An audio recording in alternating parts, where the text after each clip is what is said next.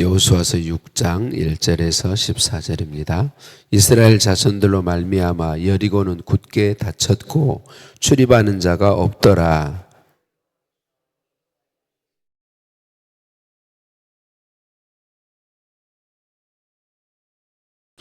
너희 모든 군사는 그 성을 둘러 성 주위를 매일 한 번씩 돌되 엿새 동안을 그리하라.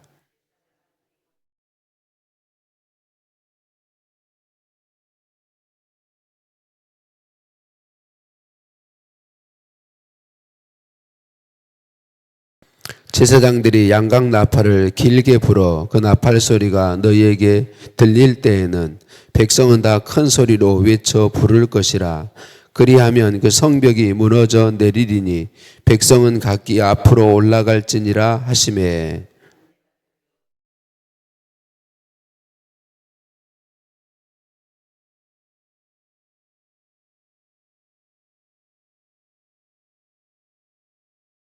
또 백성에게 이르되 나아가서 그 성을 돌되 무장한 자들이 여호와의 궤 앞에서 나아갈지니라 하니라.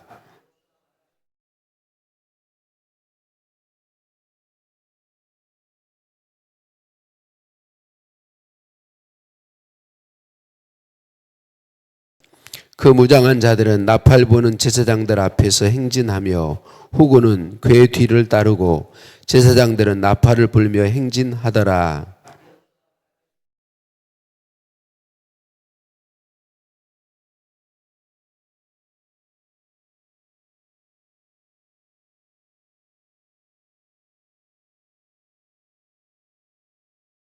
여호와의 궤가 그 성을 한번 돌게 하고 그들이 진영으로 돌아와서 진영에서 자니라.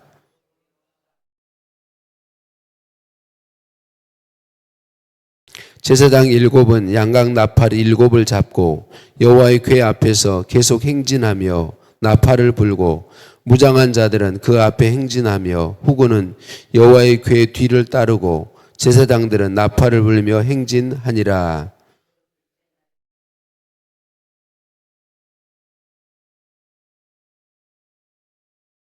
아멘. 인사 나누십니다. 사랑을 축복합니다. 사랑을 축복합니다. 할렐루야. 우리를 사랑하신 하나님께 찬양과 감사를 올려드립니다. 이스라엘 백성이 요단강을 건너오자 여리고성 사람들이 준비태세에 들어가죠. 여리고성은 원래도 성벽이 높고 튼튼한 요새였습니다. 사람의 힘으로 정복하기 어려운 요새였어요. 그런데 그 성 자체만으로도 어려운데 여리고성 사람들이 전쟁 준비를 철저히 하고 있습니다. 이때에 하나님께서 작전 명령을 여호수아와 이스라엘 백성들에게 주시죠. 그 작전 명령이 사람의 기준으로 생각하면 참 어처구니 없는 것이었다, 이렇게 말할 수 있죠. 언약궤를 앞세우고 6일 동안은 매일 성을 한 바퀴씩만 돌고 제7일에는 7번 돈 후에 양각 나팔 소리와 함께 큰 소리를 외쳐 부르라. 그러면 성이 무너질 것이다. 저와 여러분이 이미 이 결과를 알고 있기 때문에 아무렇지도 않은 듯 받아들이고 있지, 우리가 이런 거 전혀 없이 그 현장에 있었다면 도저히 순종하기 어려웠을 거예요. 하나님 어떻게 이런 명령을 주실 수 있으세요? 정말 순종하기 어려웠을 거예요. 그런데 단 한 사람도 이의제기를 하는 사람이 없이 그대로 순종하고 있는 것을 볼 수 있어요. 소수의 적은 숫자의 무장한 군인들이 맨 앞에 서고 그 다음에 하나님의 양각 나팔을 잡은 7 제사장이 뒤따르고 그 뒤에 하나님의 언약궤가 따르고 그리고 백성들이 뒤따르고 후군이 있고, 그래서 하루에 한 바퀴씩 6일 동안 그 성을 돌았습니다. 여러분 이때 많이 얘기 들어보셨을 거예요. 본문 얘기 나눌 때 아니 한 바퀴 돌 때 조금 흔들리거나 좀 흙덩이가 좀 떨어지거나 그랬으면 얼마나 또 쉬웠을까요? 그런데 6일 동안 매일 한 바퀴 도는데 아무런 조짐도 없습니다. 7일째 7바퀴를 다 돌아도 변화가 있었을까요? 없었을까요? 전혀 없었습니다. 아무런 변화가 없었습니다. 그런데 여호수아와 이스라엘 백성들은 순종하고 있습니다. 어떻게 여호수아와 이스라엘 백성들은 이런 말씀, 이런 명령에 순종할 수 있었을까요? 어떻게 이런 정말 아니 이렇게만 하면 못 이길 전쟁이 어디 있고 어려운 전쟁이 어디 있겠어요? 그런데 이런 도저히 사람의 기준으로는 받아들이기 어려운 이런 일을 어떻게 여호수아와 이스라엘 백성들은 순종하고 있는 것일까요? 하나님께서 순종할 수 있도록 그들에게 믿음을 공급해 주셨죠. 40년 동안 하나님께서 사실은 그 출애굽 1세대 이스라엘 백성들이 참 이해하기 어렵습니다. 하나님이 그렇게 매일 살아계신 증거를 보여주고 하나님께서 그들을 보호하신 것을 보여주셨는데 어떻게 그렇게 불순종할 수 있을까? 그러니까 하나님께서 40년 동안 이스라엘 백성들을 그렇게 놀라운 하나님이 살아계신 역사들을 계속 보여주셨단 말이죠. 눈만 뜨면 안식일을 제외하고는 만나가 내렸단 말이에요. 핏대를 따라서 메추라기가 있고 계속해서 불기둥, 구름 기둥이 하루도 떠난 적이 없어요. 40년 동안. 그리고 놀라운 하나님의 역사들을 때때로 계속해서 보여주셨잖아요. 그런데 모세가 죽었어요. 그러니까 이스라엘 백성들은 모세가 죽으니까 이제 그런 하나님의 역사들이 다 끝날 줄 알았는데 여호수아가 대장이 되어서 요단강을 건널 때 하나님께서 또 한 번 요단강물을 가르시고 마른 땅이 되게 하시고 그리고 건너게 하셨습니다. 그래서 우리가 보았던 말씀에 뭐라고 해요? 하나님께서 모세와 함께 있었던 것 같이 여호수아와 함께 있는 것을 보여주시고 여호와를 백성의 눈앞에 크게 하셨더라. 이게 놀라운 일인 것은 하나님께서 여전히 그들과 함께 하신다는 걸 보여주신 것입니다. 그들의 인도자가 하나님이시라는 것을 보여주신 거죠. 이스라엘 백성들에게만 그런가요? 오늘 본문과 같은 말씀을 하나님이 우리에게 들려주시는 이유가 뭔가요? 우리에게 하나님이 계시다는 사실을 보여주고 믿게 해 주시는 거죠. 믿게 해 주시는 거죠. 하나님께서 보호하셔서 길갈에서 할례를 행하게 하시고 유월절을 행하게 하시고 하나님이 그들의 하나님이 되시며 그들이 하나님의 백성이고 하나님이 함께 하신다고 하는 사실을 분명한 믿음으로 갖게 해 주신 것이죠. 다니엘 기도에 매번 참여할 때마다 하나님이 주신 은혜가 크고 놀라운데 올해도 참 놀랐습니다. 저는 어떻게 매일매일 강사들이 그렇게 하나님이 주신 은혜가 많을까요? 참 저런 귀한 믿음을 가지신 분들 어젯밤에도 말씀을 간증을 들으면서 내내 제가 하나님께 구한 것은 믿음입니다. 믿음. 우리가 상상하기 어려운 삶을 믿음을 가진 사람들은 살게 됩니다. 하나님께서 믿음 주신 거죠. 하나님은 동일하게 오늘 우리에게 믿음을 주고 계신 거죠. 하나님은 우리의 연약함을 너무나도 잘 아세요.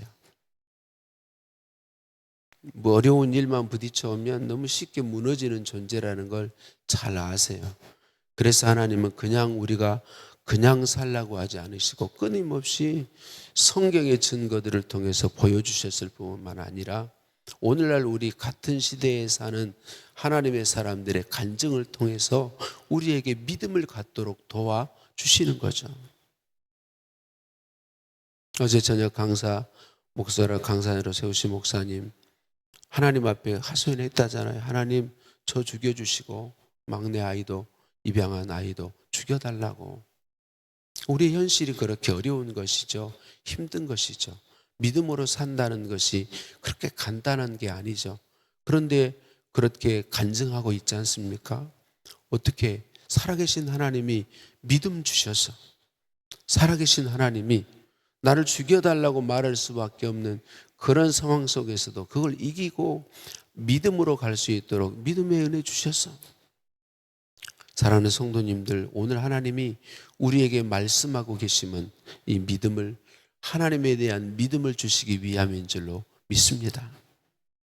어처구니 없는 명령을 우리는 부딪힐 때가 있습니다. 여호수아와 이스라엘 백성들이 지금 여리고성을 13바퀴 도른 다음에 소리 질러라. 정말 어처구니 없는 작전이고 명령입니다. 어떻게 순종할 수 있나요?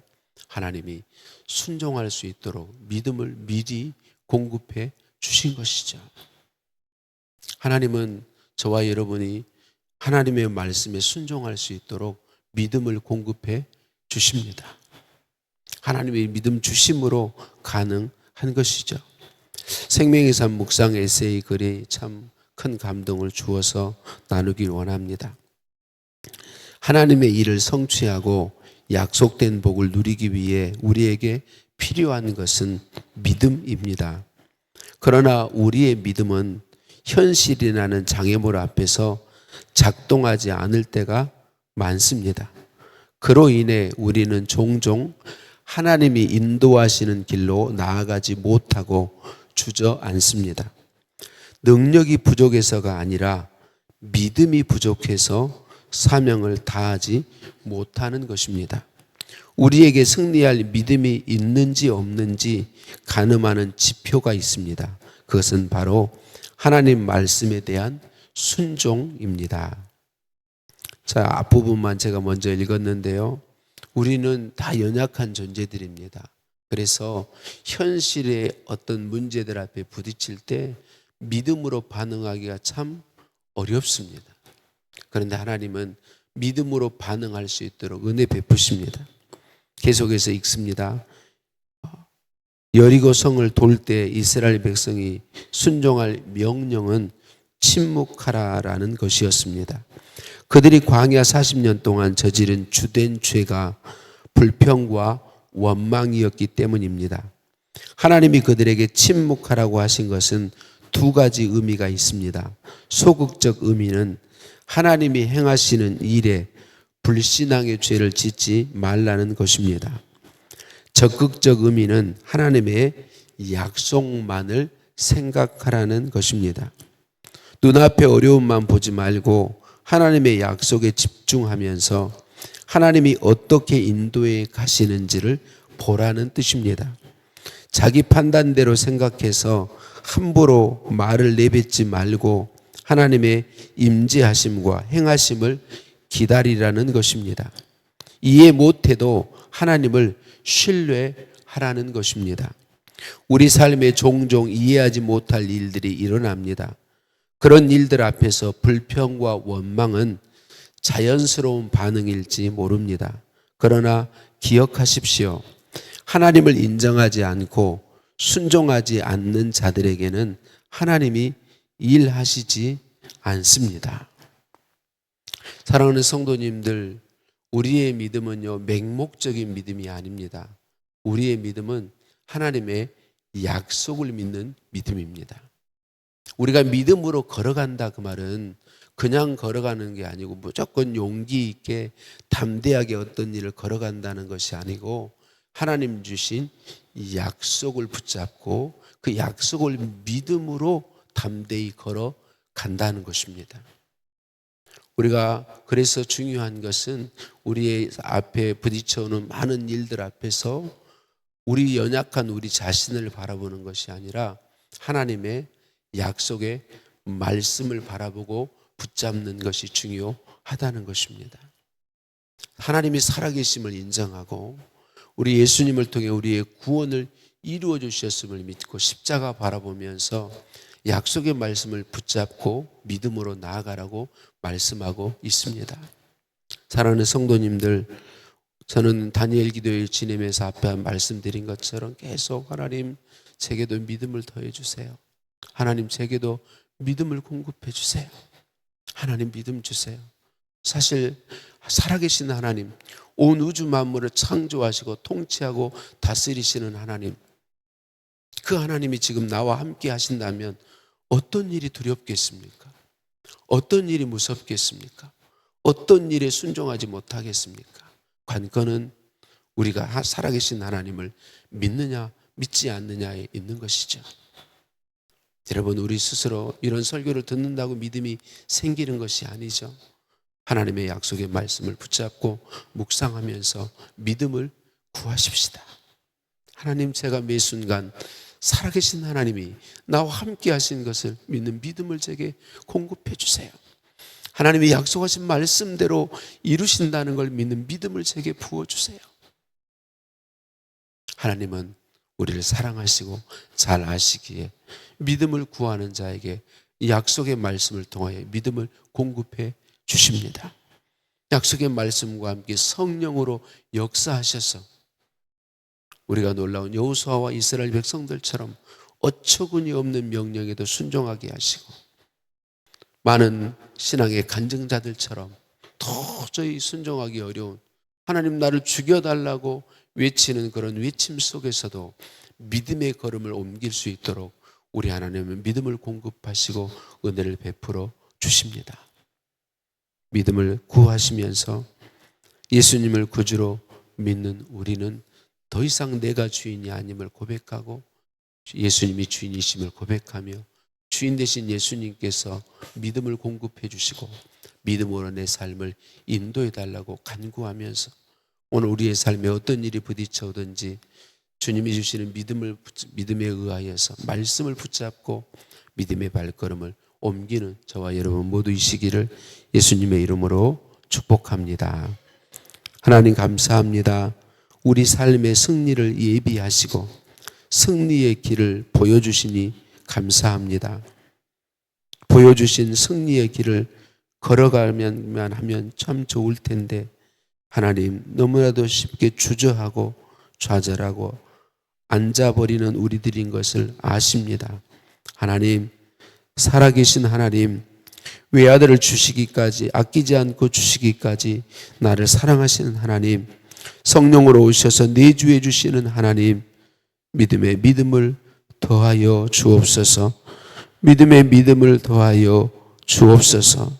어떤 어처구니 없는 명령일지라도, 작전일지라도, 약속의 말씀일지라도 믿고 붙잡고 나아가게 하옵소서. 예수님의 이름으로 기도드립니다. 아멘. 하늘에 계신 우리 아버지, 아버지의 이름을 거룩하게 하시며 아버지의 나라가 오게 하시며 아버지의 뜻이 하늘에서와 같이 땅에서도 이루어지게 하소서. 오늘 우리에게 일용할 양식을 주시고 우리가 우리에게 잘못한 사람을 용서해 준 것 같이 우리 죄를 용서하여 주시고 우리를 시험에 빠지지 않게 하시고 악에서 구하소서. 나라와 권능과 영광이 영원히 아버지의 것입니다. 아멘.